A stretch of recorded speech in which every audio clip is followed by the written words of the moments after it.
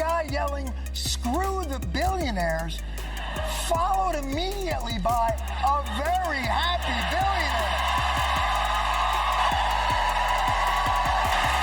It's all okay if it's our billionaire.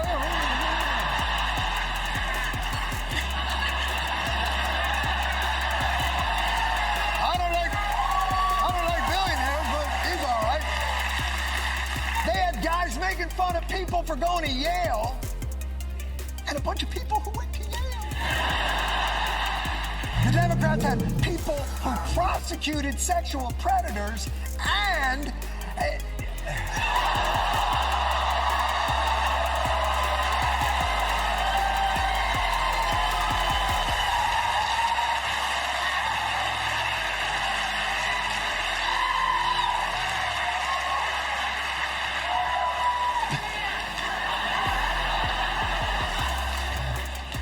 there goes that booking.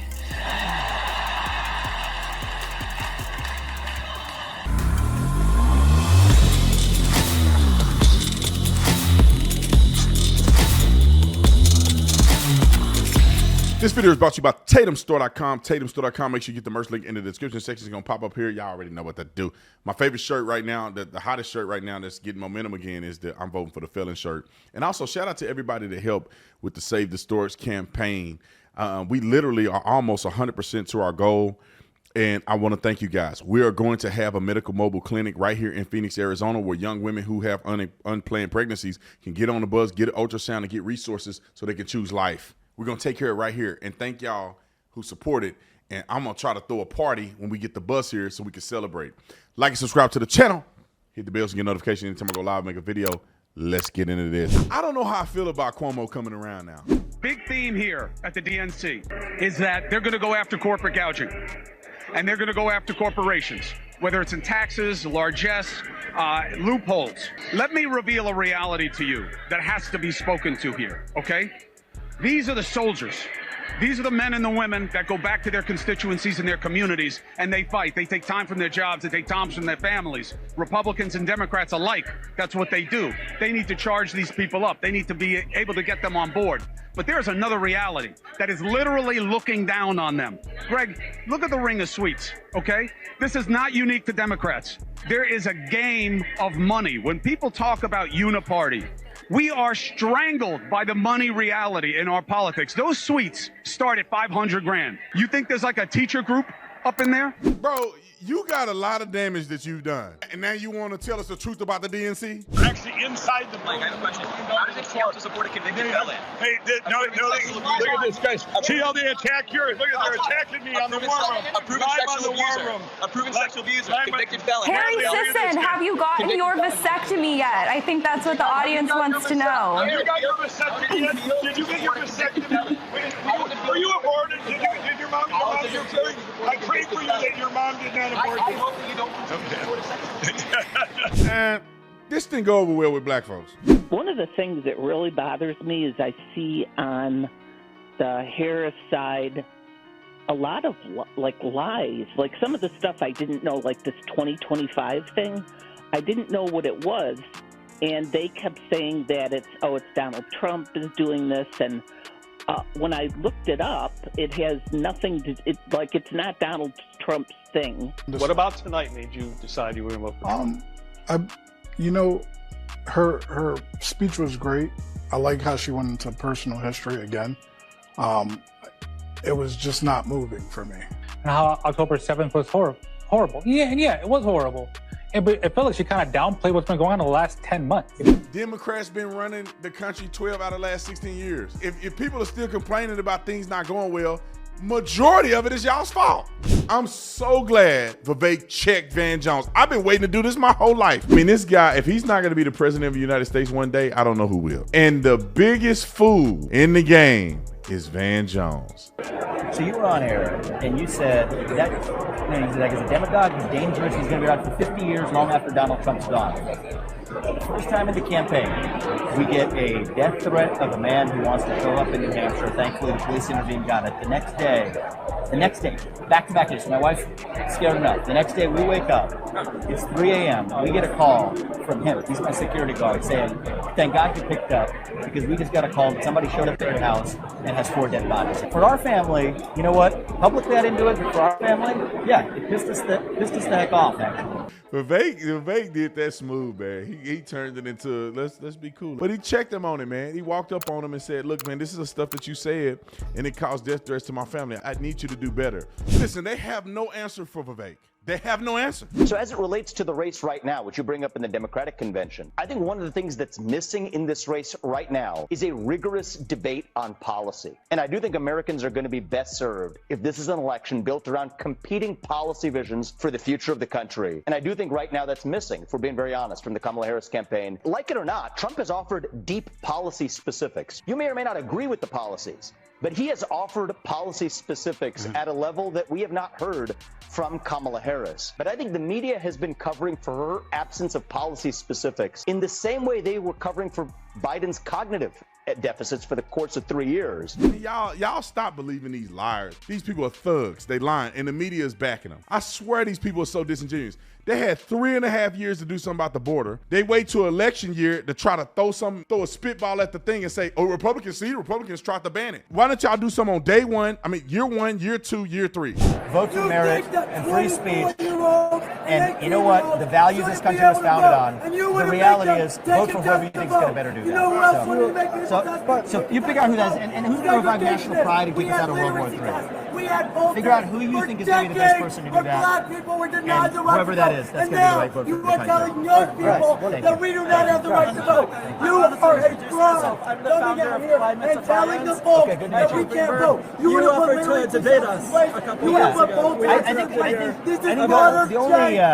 the only thing that was and I am deeply disappointed in you. And for you to say that we should have a poll test just like a literacy test is disgusting. I'll address yours, but then I'm going to let me have this conversation. Okay, thank you. I don't have the right to vote. Young people are powerful. Absolutely. And we're going to show you November 5th. Absolutely, you have the right to vote. And I encourage everybody here to vote.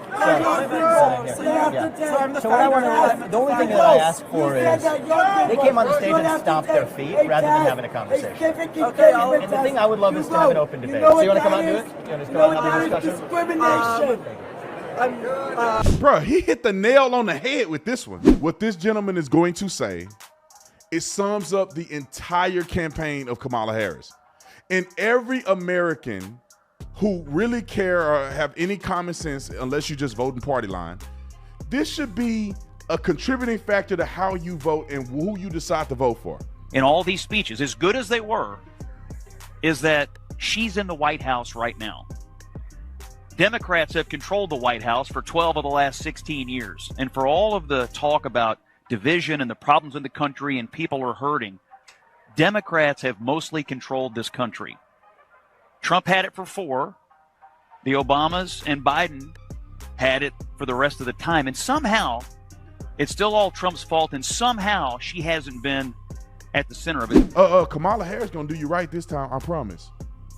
But I think that you have to trust the pilot of the plane in the first place. And the problem right now is that Donald Trump is not a trustworthy pilot. And what these guys are winning, they're winning the babysitter contest. Who do you want? Whose values do you want to be in charge of the plane before we get where we're going? And I think you're getting smoked on that. And I think that's how do you see it? My brother. Yes. My brother. I have to tell you, please. The current pilot of the plane is Kamala Harris. Donald Trump is not the pilot of the plane. No, he's right here. And now listen, she's the vice president. She's a co-pilot. She's a co-pilot. You know, Bill Clinton makes me think about my dad in Western Kentucky. You know, when I was growing up out there, my dad and all the other guys like my dad, blue-collar guys, they love Bill Clinton. Mm-hmm. All Clinton guys. And now, my dad and every single one of them that I know, all Donald Trump guys. And when I see him come out here tonight and I think about the audience in this convention, I think the Democratic Party did once have a bunch of people who Bill Clinton would appeal to. I think they're gone. I think the people who, the blue-collar labor piece of the Democratic Party that propelled Bill Clinton in the 90s has completely and totally migrated over to Donald Trump. And so I wonder about the younger audience and how they view somebody like Bill Clinton today, because he's not a blue-collar hero to them. They know a lot of other things about him that, frankly, make me wonder how in the world he still makes these kinds of stages, to be honest. The DNC is already off the rails. Did y'all see Joe Biden? This decision overturning Roe v. Wade that you heard earlier tonight, the United States Supreme Court majority wrote the following, quote, women are not without electoral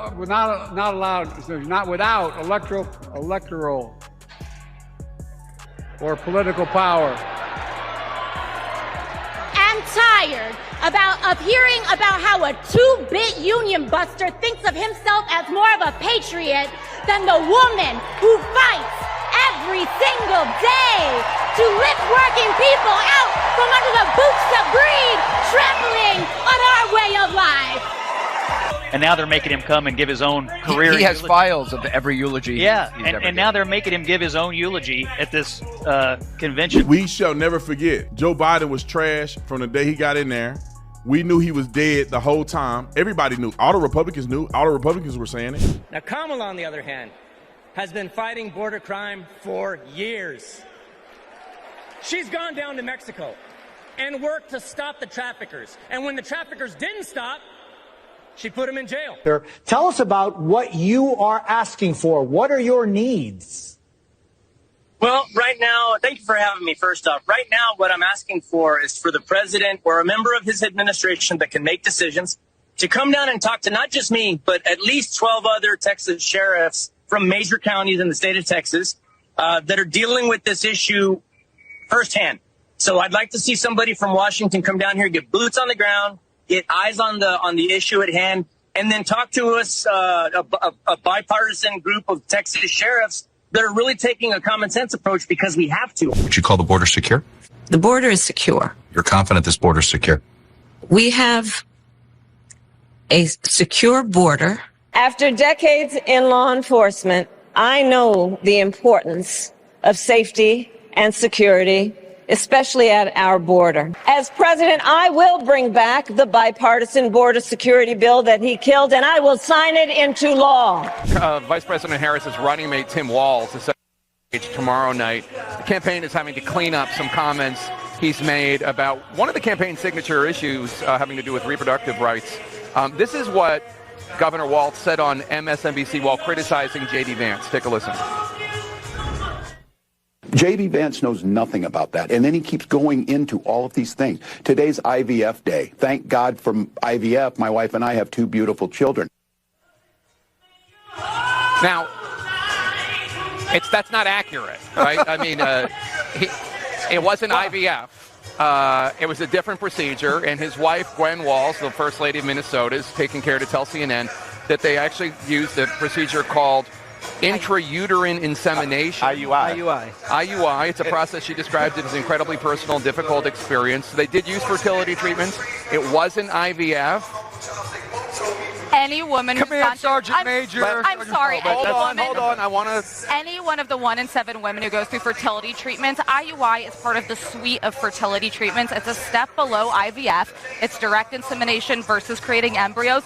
I think that is a stretch to say that it's not part of the broader fertility treatment. The way they explain it is he just talks like how regular people talk. I mean, my husband wouldn't know the difference. First of all, my wife did IUI not once but twice, and then we did IVF not once but twice, trying to have a child. And so as a father of IVF babies or whatever, yes, I would call. I mean, you're not winning if you're making You would say it's the same thing? I would just, as a man, I would probably mess that up. Look, guys, this is a head scratcher. Yeah, but why clean it up? It's just have your facts right as you come out and you're going to tell the story. It opens up an opportunity for them to now have to try and bury a cleanup in their convention week in the But we will have this discussion with J.D. Vance and Donald Trump any day of the week.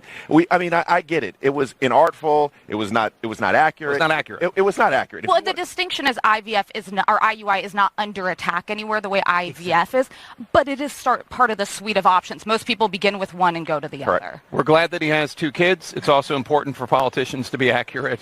Thanks to everyone. I love Tim Walz. So Tim, my daughters were saying to me, you know, he's like a male version of you, Mom. And I thought that was so funny. Minus the red lip. I can see it. But he's rocking a purple tie in honor of the Vikings and Prince. So, like, he's always on message.